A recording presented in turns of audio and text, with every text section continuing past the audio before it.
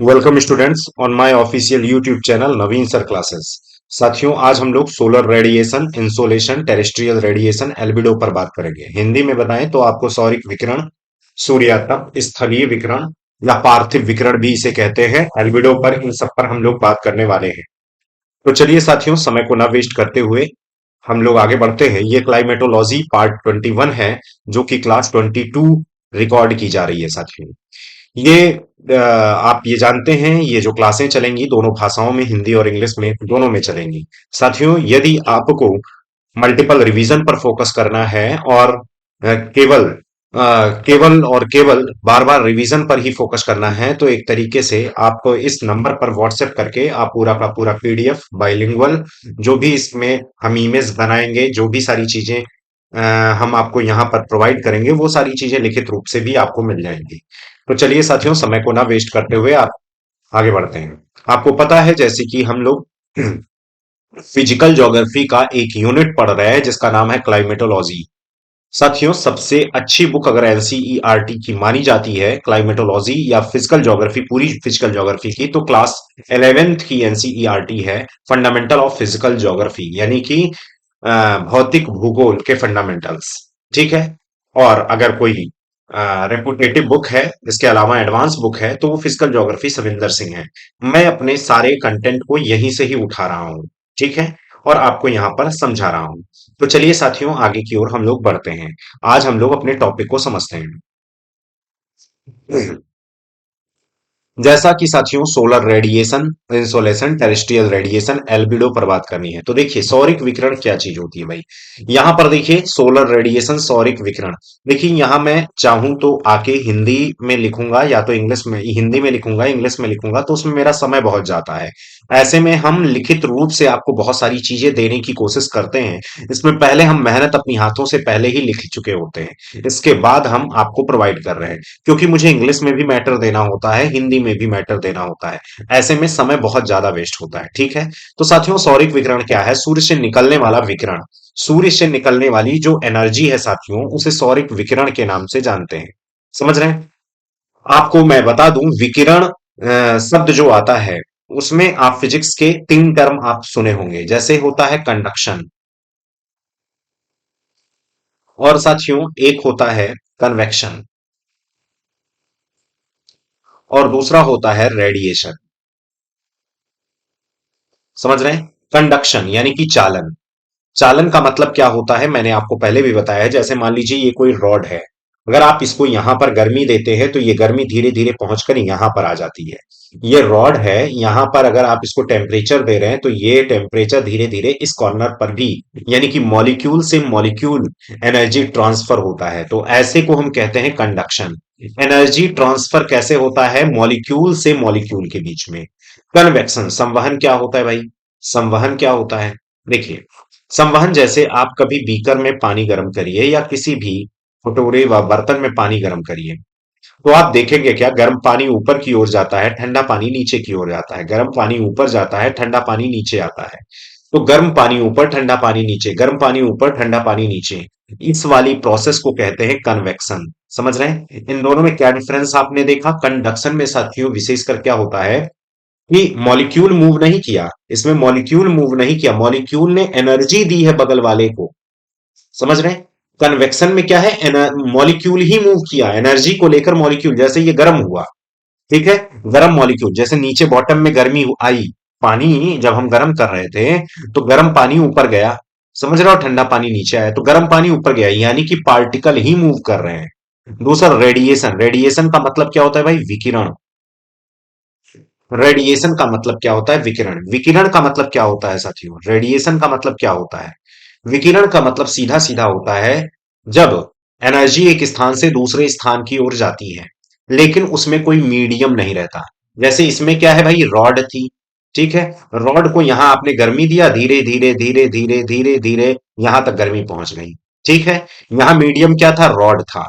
Convection क्या है? पानी है। पानी में गर्मी दे दी गई, और गर्म पानी ऊपर, ठंडा पानी नीचे।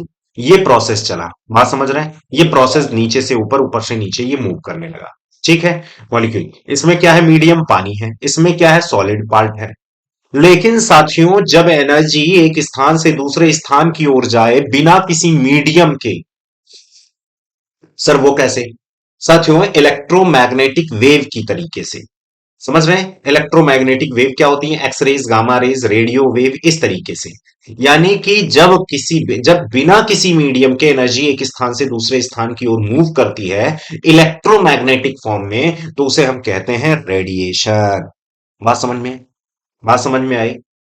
इसमें किसी मीडियम की आवश्यकता नहीं होती, मीडियम की जरूरत नहीं है, मीडियम की आवश्यकता बिल्कुल नहीं है। नहीं है, इनको मीडियम का सहारा लेना नहीं पड़ता, उसी को हम रेडिएशन कहते हैं। सोलर रेडिएशन क्या है? जैसे सूर्य से एनर्जी आती है पृथ्वी पर, क्या सूर्य के वायुमंडल के बाद पृथ्वी का जो वायुमंडल रहता है उसके बीच में तो बहुत सारा वैक्यूम रहता है, फिर भी एनर्जी आ जाती है ना, फिर भी एनर्जी आ जाती है ना, तो इसे साथियों रेडिएशन बोलते हैं। इसे क्या बोलेंगे? रेडिएशन बोलेंगे।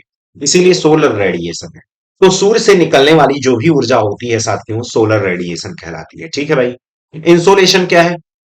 साथियों जो सोलर रेडिएशन पृथ्वी की ओर आता है, पृथ्वी पर आता है, उसे हम कहते हैं पृथ्वी पर आने वाले सौरिक विकिरण, यानी कि solar radiation which comes from to the sun to the earth surface, which comes from sun to the earth surface. यानी कि साथियों सन से जो एनर्जी निकल रही है, जो सोलर रेडिएशन हर दिशा में निकल रही है, जैसे ये देखिए सोलर रेडिएशन हर दिशा में निकल रही है, लेकिन जो पृथ्वी पर आ रही है उसी को हम क्या बोलेंगे? उसी को ही हम क्या बोलेंगे? इंसोलेशन। उसी को हम क्या बोलेंगे साथियों? इंसोलेशन कहेंगे। क्लियर? इसी को हम क्या बोलेंगे? सूर्यातप कहते हैं, सूर्यातप। बताएं, क्लियर हुआ? तो जो एनर्जी पृथ्वी की ओर आ रही है उसी को ही हम इंसोलेशन कह रहे हैं। क्लियर हुआ?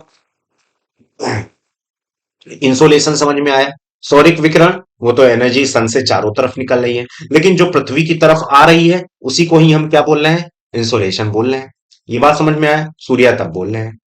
अब साथियों यहां पर अभी ये देखिए, यहां पार्थिव विकिरण है, ये अभी हम लोग बाद में सीखेंगे। पार्थिव विकिरण और एल्बिडो यानी कि टेरेस्ट्रियल रेडिएशन, एल्बिडो अभी हम लोग बाद में समझते हैं, पहले ये देखते हैं। ठीक है साथियों, यहां पर अगर आपको थोड़ा सा क्लियरिफाई करें तो आप ये समझिए, ये हमारा सूर्य है। सूर्य के अंदर की चार परतें होती हैं, सूर्य के अंदर की ओर चार परतें होती हैं। कौन कौन सी परत यहां पर आप देख रहे हैं? यहां वही चीजें लिखे हैं। सॉरी, मैंने सूर्य के अंदर चार परत मैंने बोली है, छह परतें होती हैं। मतलब सन के जो इंटरनल एटमॉस्फेयर है उसमें छह लेयर होती हैं। The sun is made up of six layers. It has three inner layers: the core, the radiative zone, and convective zone. There are also three outer or atmospheric layers: the photosphere, the chromosphere, and the corona. Between the chromosphere and the corona, there is a transition zone. ये कोई layer में नहीं आती, बस संक्रमण परत है। सूर्य की छह परतों से बना होता है, इसकी तीन आंतरिक परतें होती हैं साथियों। एक तो कोर होता है, विकिरण क्षेत्र होता है, ये आप जानते हैं। एक मिनट साथियों, सूर्य होता है विकिरण क्षेत्र, विकिरण क्षेत्र और संवहन क्षेत्र की बात। संवहन क्षेत्र तीन बाहरी होती हैं, जो कि मैंने आपको बता दिया अच्छे से, तीन बाहरी परतें होती हैं। ठीक है, यहां पर अगर आप देखेंगे तो बहुत अच्छे से समझ जाएंगे। साथियों ये देखो, एकदम अंदर वाला पार्ट ये है जिसको मैंने लिखा है कोर। अब थोड़ा सा मैं इसको जूम आउट करूं तो शायद बहुत अच्छे से समझ में आए। साथियों ये जो एकदम लेयर अंदर है इसी को हम कोर कहते हैं, क्रोड जोन कहते हैं। साथियों इसमें हाइड्रोजन हाइड्रोजन आपस में जुड़कर हीलियम बनाते हैं और भारी मात्रा में एनर्जी रिलीज करते हैं। ठीक है, नाभिकीय संलयन की प्रक्रिया होती है, न्यूक्लियर फ्यूजन की प्रोसेस होती है। यहां पर हम सूर्य का स्ट्रक्चर नहीं पढ़ रहे हैं अभी, ये ध्यान देखिए, सूर्य तब पढ़ रहे हैं, लेकिन चूंकि सूर्य तब पढ़ने के लिए थोड़ा सा स्ट्रक्चर का हमें इंट्रो लेना पड़ेगा, तो उस आधार पर हम स्ट्रक्चर पढ़ रहे हैं। अभी सूर्य का जब हम संरचना पढ़ाएंगे तो विस्तार से पढ़ाएंगे कि कोर क्या होता है, ये रेडिएशन जोन क्या होता है। अभी हम केवल इंट्रो ले रहे हैं। तो साथियों यही एक मेन ऐसा सोर्स है जहां पर एनर्जी रिलीज होती है, इसे हम कोर कहते हैं। ठीक है, वेल न्यूक्लियर फ्यूजन अकर्स, क्रोड परत। इसके ऊपर देखिए रेडिएशन जोन है साथियों। रेडिएशन जोन, यहां से एनर्जी रेडिएट होकर इस वाली लेयर में आती है। रेडिएशन जोन के बाद ये वाली लेयर कौन सी है? तो साथियों ये वाली लेयर कन्वेक्शन जोन कहलाती है, ये संवहन परत है, क्योंकि यहां संवहन कन्वेक्शन साइकिल चलती है गैसों की। यहां हाइड्रोजन हाइड्रोजन जुड़कर क्या बनाते हैं? हीलियम। और भारी मात्रा में एनर्जी रिलीज होती है जो रेडिएशन के थ्रू इसमें पहुंचती है। तो रेडिएशन के थ्रू जब इसमें पहुंचेगी तो जाहिर सी बात है वो क्या होगा? Radiation zone. यहां पर क्या होती है? गैसों का मूवमेंट कराती है। जैसे कन्वेक्शन मैंने क्या बोला कि जब मीडियम मूव करने लगता है, जैसे पानी हम गर्म कर रहे थे तो ठंडा पानी, गर्म पानी ऊपर जा रहा था, ठंडा पानी नीचे, वैसे गर्म गैसें ऊपर जाती हैं, ठंडी गैसें नीचे की ओर आती रहती हैं। ठीक है, तो इसे हम क्या बोलते हैं? Radiation zone. सर मतलब एक तरीके से ये रेडिएशन जोन हो गया, कन्वेक्शन जोन हो गया, और ये कौन सा हो गया भाई? सबसे अंदर वाला कोर हो गया। ये इनर लेयर है, ये सारी इनर लेयर। अब आइए आउटर लेयर पर थोड़ी बात कर लेते हैं। तो ये देखिए, आउटर लेयर में फोटोस्फेयर है साथियों, इसको हम क्या बोलते हैं? प्रकाश मंडल, the lower atmosphere and what we see. मतलब ये तो एक तरीके से बस आप नाम जानिए, इसे हम प्रकाश मंडल कहते हैं साथियों। ये वाली जो लेयर है इसे फोटोस्फेयर कहते हैं। इसके जस्ट ऊपर वाली लेयर क्रोमोस्फेयर कह रहते हैं, क्रोमोस्फेयर। समझ रहे हैं? सबसे ऊपर वाली लेयर क्या है? क्रोमोस्फेयर। यानी कि फोटोस्फीयर के जस्ट बाद ये फोटोस्फीयर है, फोटोस्फीयर के जस्ट बाद ये क्रोमोस्फीयर या वर्णमंडल कहते हैं। साथियों 6000 डिग्री सेल्सियस यहां का तापमान होता है। ये गर्म वायुमंडल है। समझ रहे हैं? ये क्या है भाई? गर्म वायुमंडल है। फोटोस्फीयर के, ये फोटोस्फीयर के बाद ये जो क्रोमोस्फीयर है, ये एक तरीके से सन का क्या है? साथियों सन का क्या है? ये सन का वायुमंडल आप कह सकते हैं, क्रोमोस्फेयर। 6000 डिग्री सेल्सियस टेम्परेचर यहां पर होता है। यहां से सौर ज्वालाएं उत्पन्न होती है। सौर ज्वालाएं, ये देख रहे हो ज्वाला जो निकल रही है, सोलर फ्लेयर इन्हें कहते हैं। सोलर फ्लेयर ये जो निकल रही है क्रोमोस्फियर से निकल रही है। अब जस्ट थोड़ा सा ऊपर चमकीला जो परत होता है उसे कोरोना कहते हैं, जो कि एक तरीके से हमें कब दिखता है? जब सूर्य ग्रहण, सोलर इक्लिप्स होते हैं, तब ये दिखते हैं। ये बाहर वाली जो एकदम लेयर होती है, चमकीली परत होती है, एकदम बाहर होती है चमकीली परत। ये नहीं, ये तो सोलर फ्लेयर है, ये ध्यान में रखिएगा। ये क्या है भाई? सोलर फ्लेयर है। ये जो आपको दिख रही है सोलर फ्लेयर है। इसका तापमान कितना होता है भाई? 6000 डिग्री सेल्सियस। 6000 degree Celsius. इससे सोलर फ्लेयर निकल रही है, ये देखिए, सौरिक ज्वाला निकल रही है, ये देख लीजिए सोलर फ्लेयर। ये सोलर फ्लेयर निकल रही है, क्लियर? ये सोलर फ्लेयर निकल रही है। क्रोमोस्फियर में ही सोलर फ्लेयर का फॉर्मेशन होता है। क्रोमोस्फियर के ऊपर कौन सी होती है? Corona sphere, the upper most part of the atmosphere, millions of miles thick, यानी कि मिलियंस ऑफ माइल्स थिक होती है। ठीक है, तो सबसे ऊपर कौन सी है? कोरोना मंडल, वर्णमंडल। ठीक है, उसके बाद वर्णमंडल, उसके बाद प्रकाश मंडल, प्रकाश मंडल के बाद संवहन मंडल, फिर विकिरण मंडल, फिर क्रोड परत। यहां इंग्लिश और हिंदी दोनों में मैंने आपको समझाने का प्रयास किया है कि कौन कौन सी लेयर है भाई। यहां तक उम्मीद है क्लियर हो गया। ये शायद ना दिख रहा हो, यह ये प्रकाश मंडल है साथियों, प्रकाश मंडल। जब आपको ये पूरा नोट्स मिलेगा तो आपको एज इट इज मिल जाएगा, कोई इसमें इशू नहीं है। तो ये तो भाई आपने देख लिया, सूर्य की ये लेयर्स हैं। तो ये सर मैं क्यों बता रहा हूं? कारण ये है कि जो क्रोड लेयर है, क्रोड, समझ रहे हैं? क्रोड से एनर्जी रिलीज होती है और सोलर फ्लेयर के रूप में बाहर आती है। और साथियों जो एनर्जी हमारे एटमॉस्फेयर में पहुंचती है, यानी कि अर्थ के एटमॉस्फेयर में पहुंचती है, वहां आप देखेंगे अर्थ के एटमॉस्फेयर में, तो ये देखिए जो एनर्जी निकल रही है ये सॉल्ट वेव के रूप में निकल रही है। अच्छा, सॉल्ट वेव क्या होता है, लॉन्ग वेव क्या होता है, ये भी हमें थोड़ा समझना होगा भाई। देखिए साथियों, शॉर्ट वेव क्या होता है, लॉन्ग वेव क्या होता है। तो सबसे पहले हम शॉर्ट वेव की बात करें। शॉर्ट वेव की मतलब जिनकी वेवलेंथ कम हो। ये वेवलेंथ श्रृंग से श्रृंग के बीच की दूरी, गर्त से गर्त के बीच की दूरी होती है ना। वेवलेंथ श्रृंग से श्रृंग मतलब गर्त से गर्त। यहां पहले मैं समझा ही दूं, नहीं तो आप गड़बड़ कर दोगे।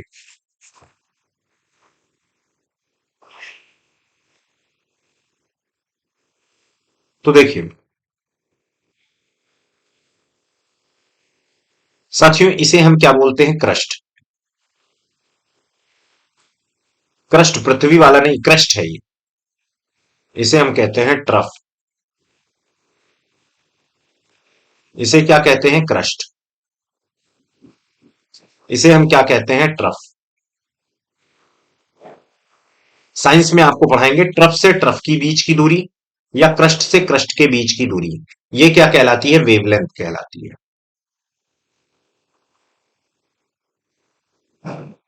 साथियों, यदि वेवलेंथ कम है,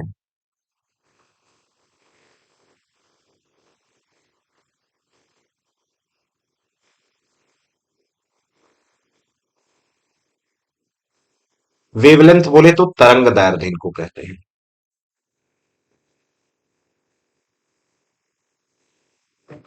तो उसे हम क्या कहते हैं? Short wave.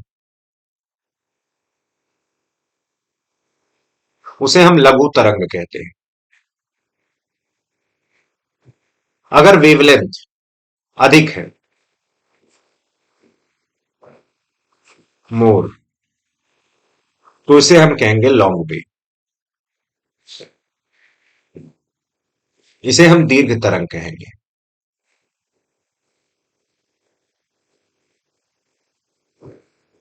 तो ये भी आपने पढ़ा होगा, energy is inversely proportional wavelength. यानी कि ये कम होगा तो ये बढ़ेगा, ये कम तो ये ज्यादा, इतना इनवर्सली व्युत क्रमानुपाती, अधिक। समझ रहे हैं कि नहीं?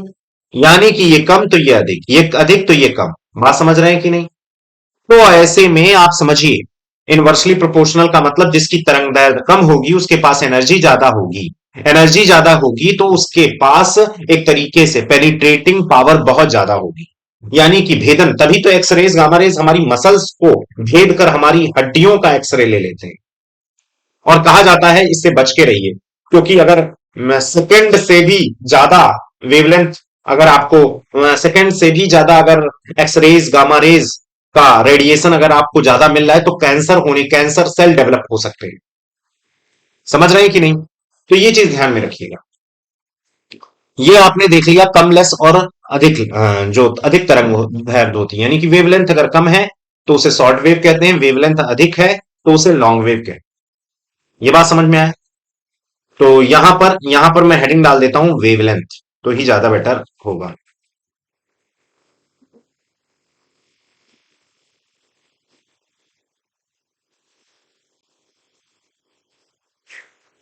यानी कि साथियों तरंग दैर्ध्य, ये तो क्लियर हो गया। यानी कि जिसकी वेवलेंथ ज्यादा होगी उसकी एनर्जी बहुत कम होगी, उसकी पेनिट्रेटिंग पावर बहुत ज्यादा होगी। और जिसकी वेवलेंथ ज्यादा होगी उसकी, जाहिर सी बात है, एनर्जी कम होगी, उसकी पेनिट्रेटिंग पावर उतनी अधिक नहीं होगी। तो यहां पर आप समझ सकते हैं, जब सूर्य से एनर्जी रिलीज होती है साथियों, तो वो फोटोन के रूप में लघु तरंग दैर्ध्य, क्योंकि भाई जहां से एनर्जी रिलीज होगी वो तो एनर्जी ज्यादा होगी, लघु तरंग दैर्ध्य की विकिरण, यानी कि solar radiation in short wave, जो सोलर रेडिएशन होता है इन शॉर्ट वेव के रूप में होता है, लघु तरंग दैर्ध्य का विकिरण। समझ रहे हैं? जिससे सोलर रेडिएशन कहते हैं, फोटोन के रूप में एनर्जी जाती है।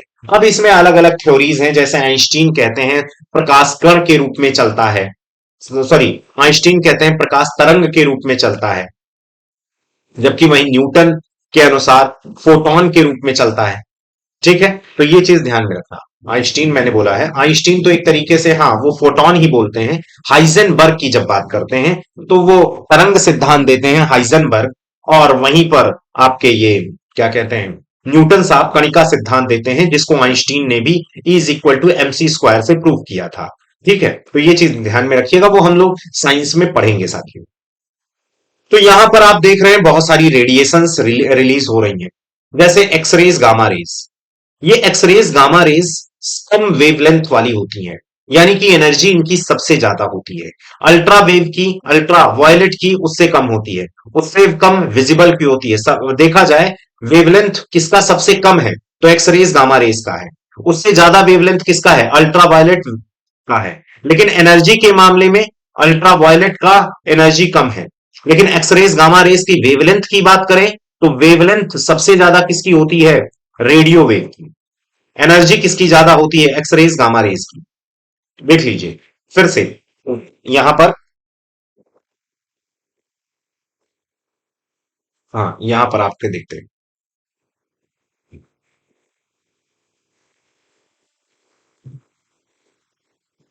हाँ, यहां पर देख लेते हैं।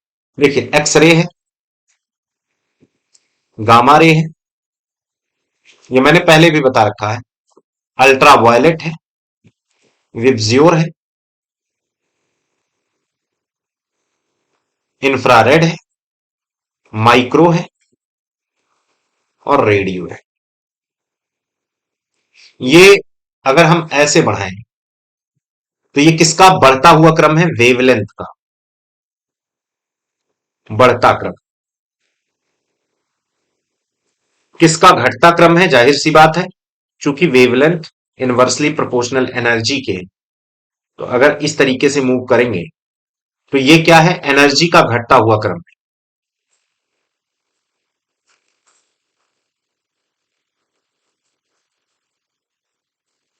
घटता क्रम।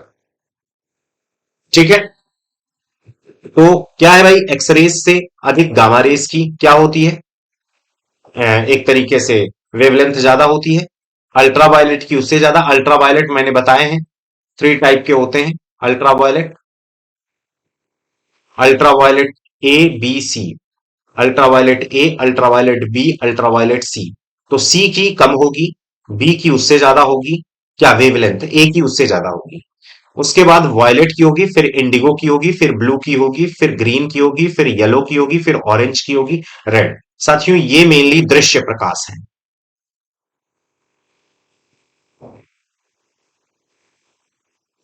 विजिबल लाइट जो हम देख सकते हैं, विजिबल लाइट जो हम देख सकते हैं। इंफ्रारेड यानी कि इनको अवरक्त बोलते हैं हिंदी में।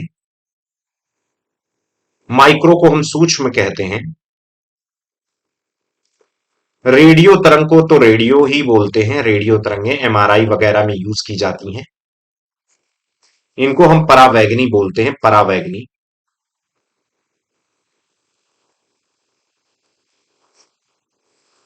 तो भैया ये जो हम सीक्वेंस लिखे हैं ये एनर्जी का घटता हुआ क्रम है, लेकिन वेवलेंथ का बढ़ता हुआ क्रम है। तो यहां वही चीज दिखाई जा रही है, जब लघु तरंग दैर्ध्य वाली विकिरण आ रही है तो इसमें सारी रेडिएशन होती है। शुरुआत में देखिए, X rays, gamma rays, ultra violet, visible light, infrared, micro, radio. समझ रहे हैं? लघु तरंग दैर्ध्य वाली ये प्रकाश आ रहे हैं। एक्सरेज, जब इनमें हम तुलना करें एक्सरेज, अल्ट्रावायलेट, विजिबल, तो इनमें किसी का वेवलेंथ ज्यादा है, किसी का वेवलेंथ कम है। लेकिन इतना अगर हम सूर्य के पॉइंट ऑफ व्यू से बात करें, सन के, तो इनको लघु तरंग दैर्ध्य ही कहते हैं। ये बात समझ रहे हैं? और साथियों एक्सरेज, गामा रेज ये सबसे खतरनाक होती है क्योंकि एनर्जी दे रही है सूर्य को, मतलब पृथ्वी को एनर्जी दे रही है। ऐसे में तो ये पृथ्वी पर आकर तबाही मचा सकती हैं। तो प्रकृति ने बहुत अच्छा रक्षा कवच बना रखा है। एक्सरेज, गामा रेज आती हैं, आयन मंडल में ही रुक जाती हैं लगभग, यहां पर गैसों को आयनित करती हैं। ठीक है, आयंस के फॉर्म में कन्वर्ट करती हैं, इसीलिए ये आयन मंडल या आयनोस्फीयर कहलाता है। अल्ट्रावायलेट, परावैगनी, ये स्ट्रेटोस्फीयर तक आती हैं, समताप मंडल में इनको ओजोन लेयर के द्वारा रोक लिया जाता है अधिकांश। इसमें भी मैंने एबीसी बताए हैं। और जब हमने ओजोन परत डिप्लीशन की बात की है अपने वीडियोस में, तो वहां इसको विस्तार पूर्वक दिखाया है कि ओजोन क्या होती है, ओजोन की मोटाई क्या होती है, कहां पाई जाती है, कितने टाइप के होते हैं, और वियना कन्वेंशन क्या है, प्रोटोकॉल, वो क्या कहते हैं, किगाली समझौता क्या है। ठीक है, ये सब मॉनिट्रियल प्रोटोकॉल क्या है, सारी चीजें हम लोग डिस्कस किए। विजिबल लाइट हमारे, इसके बाद विजिबल लाइट है, इंफ्रारेड है, इंफ्रारेड है, माइक्रो है, रेडियो है, ये सब हमारी अर्थ पर पहुंचती है। ये बात समझ में आए? तो यहां पर अभी आप समझ रहे हो, लघु तरंग दैर्ध्य के रूप में जो एनर्जी आ रही है, समझ रहे हैं? लघु तरंग दैर्ध्य के रूप में जो एनर्जी हमारी पृथ्वी पर आ रही है, इसको हम किस नाम से पुकारते हैं? इंसोलेशन के नाम से पुकारते हैं, सूर्यातप के नाम से पुकारते हैं। ठीक है भाई, सूर्यातप हो गया। और साथियों टेरेस्ट्रियल रेडिएशन क्या है, एल्बिडो क्या है? देखा जाए तो हमारा जो एक तरीके से ये पृथ्वी पर जो एनर्जी आती है, अगर हमारी पृथ्वी पूरी तरीके से इसको एब्जॉर्ब करती रहे, तब तो हमारी पृथ्वी एक दिन आग का गोला बन जाएगी। हमारी पृथ्वी को जो रेडिएशन मिल रहे हैं उसको धीरे धीरे रिलीज भी करना होता है। तो रिलीज करने के दो तरीके होते हैं। कैसे? एक होता है साथियों एल्बिडो, और एक होता है टेरेस्ट्रियल रेडिएशन। बहुत थोड़ा सा अंतर है, अगर आप समझ जाएंगे तो बहुत अच्छे से कर ले जाएंगे। साथियों इसको मैं पार्थिव विकिरण कहता हूं, इसे धवलता कहता हूं, धवलता। या कई जगह एल्बिडो ही लिखा होता है, धवलता। और ये क्या है भाई? पार्थिव विकिरण है।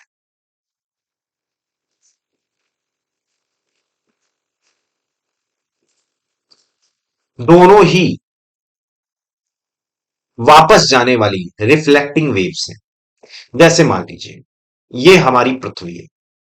हमारी पृथ्वी मान लीजिए 15 फोटोन गेन कर रही है। किस फॉर्म में गेन कर रही है? शॉर्ट वेव के फॉर्म में। किस फॉर्म में? शॉर्ट वेव के फॉर्म में। और 15 फोटोन को शॉर्ट वेव के ही फॉर्म में वापस कर दी जाए, शॉर्ट वेव के फॉर्म में एनर्जी आए, 15 फोटोन शॉर्ट वेव। या ऐसा भी हो सकता है पहले 5 जाए, फिर 5 जाए, फिर वापस 5 जाए, पांति यही 15 हो गया। लेकिन किस फॉर्म में जाए? शॉर्ट वेव के फॉर्म में, शॉर्ट वेव के फॉर्म में, शॉर्ट वेव के फॉर्म में। ऐसा भी हो सकता है, या ऐसा भी हो सकता है। और 15 फोटोन डायरेक्ट वापस हो जाए शॉर्ट वेव के फॉर्म में, या 5 5 5 फोटोन शॉर्ट वेव के फॉर्म में आए। ऐसे को हम कहते हैं साथियों एल्बिडो, ज्वलता। ये एनर्जी क्या खास बात है? क्या एल्बिडो हमारे बायोडाइवर्सिटी के लिए अच्छा है? क्या वो टेम्परेचर हमारी पृथ्वी को थोड़ा बहुत दे पाएगा? बिल्कुल नहीं। क्योंकि जिस फॉर्म में एनर्जी आ रही उसी फॉर्म में वापस हो रही है। ये बिल्कुल रुक नहीं रही। तो उसे हम कहते हैं एल्बिडो। साथियों टेरेस्ट्रियल रेडिएशन फिर क्या है? 15 फोटोन एनर्जी आए, समझना, 15 फोटोन एनर्जी आ रही। लेकिन साथियों ये 15 फोटोन वापस गए किस फॉर्म में? लॉन्ग वेव के फॉर्म में। लॉन्ग वेव के फॉर्म में, शॉर्ट वेव के फॉर्म में आए और लॉन्ग वेव के फॉर्म में गए। Then it is called as terrestrial radiation. दोनों ही पृथ्वी से, एल्बिडो कहीं भी हो रहा है, कहीं भी हो सकता है। बर्फ की सिल्ली से होगा, घास भूमि से होगा, बादलों से हो जाएगा एल्बिडो। पार्थिव विकिरण हमारी पृथ्वी से भी हो सकता है एल्बिडो। हमारी पृथ्वी, अगर जब टेरेस्ट्रियल रेडिएशन की बात करें तो उसका मेन मतलब पृथ्वी से होता है। बात समझ रहे हैं? पृथ्वी से होता है टेरेस्ट्रियल रेडिएशन। और कुल मिलाकर डिफरेंस क्या है? 15 फोटोन एनर्जी। ये तो मैं एग्जांपल लिया हूं 15 फोटोन, ऐसे कुछ भी हो सकता है, मिलियंस फोटोन आते हैं। तो जिस शॉर्ट वेव के फॉर्म में एनर्जी आए और शॉर्ट वेव के फॉर्म में एनर्जी जाए, then it is called as albedo. लघु तरंग के रूप में पृथ्वी पर ऊर्जा आए और लघु तरंग के रूप में जाए तो इसे धवलता कहते हैं साथियों। लेकिन शॉर्ट वेव के फॉर्म में एनर्जी आए एंड लॉन्ग वेव के फॉर्म में वापस जाए तो इसे टेरेस्ट्रियल रेडिएशन। लघु तरंग के रूप में आए लेकिन दीर्घ तरंग के रूप में जाए तो इसे हम क्या कहेंगे? पार्थिव विकिरण। दोनों मैंने हिंदी इंग्लिश दोनों में बात कर ली है। ये बात समझ पा रहे हो कि नहीं? इसे कहते हैं धवलता। अब इसका बहुत यूज है।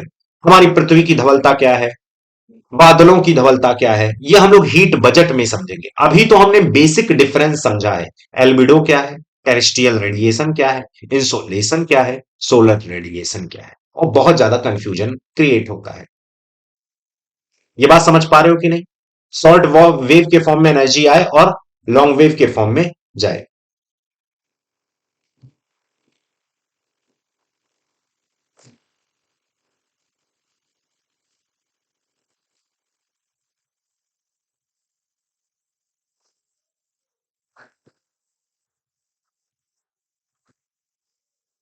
यहां पर चाहे तो आप समझ सकते हैं, यहां मैं लिख दूं तो ज्यादा बेटर समझ में आ जाएगा।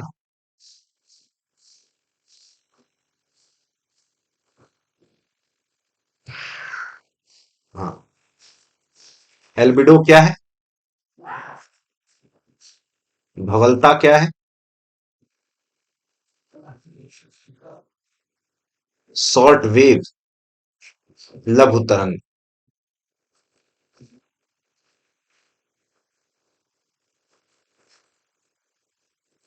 फॉर्म में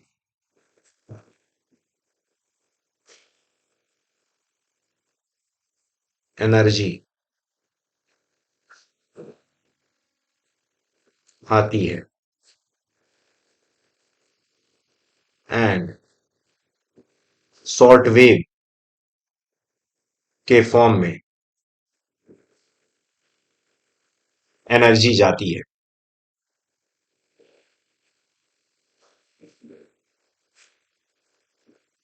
यानी कि पृथ्वी को कुछ भी एनर्जी ये देगी नहीं। टेरेस्ट्रियल रेडिएशन भैया क्या है?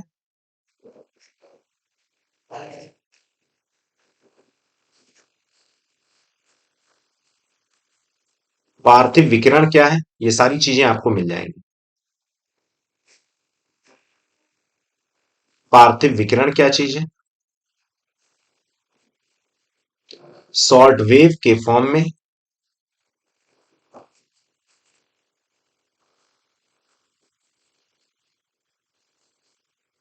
एनर्जी आए या आती है, एंड लॉन्ग वेव के फॉर्म में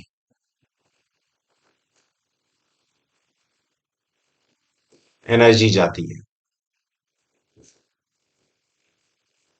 टेरेस्ट्रियल रेडिएशन अगर हमारी पृथ्वी पर होता है तो उसमें कुछ एनर्जी पहले स्टोर रहती है, फिर धीरे धीरे वो जाती है। समझ पा रहे हो? टेरेस्ट्रियल रेडिएशन ये हमारे बायोडाइवर्सिटी के लिए एक ठीक ठाक टेम्परेचर देती है। एल्बिडो क्या है? जो एनर्जी आए सीधे उसी फॉर्म में वापस जाए, तो इसे हम क्या बोलेंगे? एल्बिडो। सीधे reflection, as a reflection work करती है ये। यहां तक उम्मीद है साथियों आपको बेहतर समझ में आ गया होगा। अगली क्लास में हम लोग देखेंगे सोलर रेडिएशन पर इंपैक्ट या सोलर इंसोलेशन पर इंपैक्ट डालने वाले कौन कौन से कारण हैं। उसके बाद हीट बजट पर हम लोग बात करेंगे, जहां से खूब क्वेश्चंस आते हैं हमारे। तो ठीक है साथियों, आज के लिए इतना ही रखते हैं, फिर अगली क्लास में मिलेंगे। जय हिंद, जय भारत।